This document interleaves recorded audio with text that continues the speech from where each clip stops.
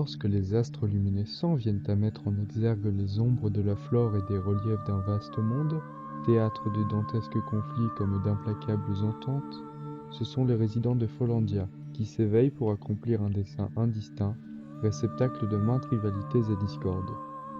À l'ère de la rosée bien discrète du commencement, l'on peut deviner la fin d'une bourrasque nocturne qui n'a guère laissé le répit nécessaire à la moindre forme de vie pour témoigner de l'arrivée inespérée de l'aube novatrice.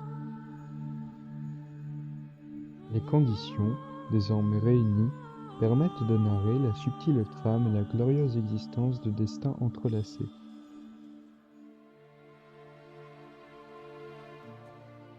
Quand se lève la brise pour la première itération de la dualité de ce monde, celle se revendiquant d'une lignée impériale rend compte de ces mortifères blessures qu'un tout autre empire a pu lui infliger dans les affres de la nuit. Forte de la bien fugace matérialité lui étant désormais allouée, et d'une peur à l'ampleur eschatologique l'animant à ce moment, l'impériale meurt et repaît ce redoutable prédateur.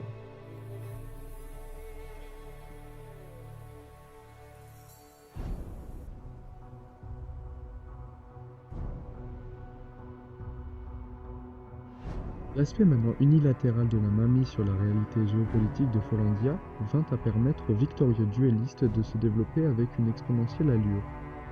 Se revendiquant d'un pourpre coquelicot et se caractérisant entre autres par l'asservissement arbitraire de tout ce qui peut nuire à son despotisme, celui-ci était parvenu à stabiliser son autorité sur de vastes contrées.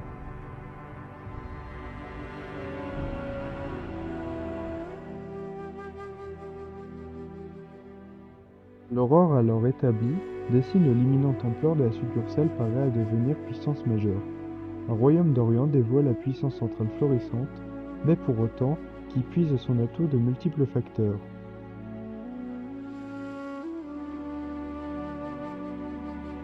En effet, l'égide important qui lui avait été affrété et la main-d'œuvre soumise à la contrainte qu'il dominait lui permit l'érection de merveilles n'ayant jusqu'alors point chu dans les rétines des admirateurs aguerris.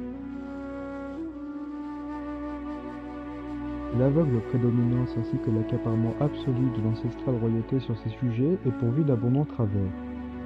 Ébloui à raison face à la grandeur encore inégalée de son état, un bhoutan en pleine élévation, le souverain n'a nullement prêté d'attention à l'immédiate désobéissance, tapi dans l'ombre, instigée dans les proches cercles de la suprématie bhoutanaise.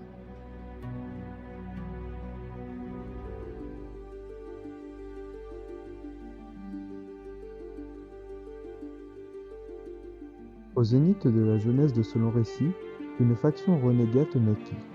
Un bras droit, un ami, un adhérent, assidu de la force asiatique, excédé par sa politique d'emprise et d'affliction, avait quitté le navire accompagné de suffisamment de talentueux alliés pour reformer la coexistence duelle si chère à ce monde. L'idée d'éclat révolutionnaire pouvait ainsi se déployer et endosser le rôle du très jeune antagoniste, obsédé par l'abrogation immédiate du coquelicot et de la violence de ses actions.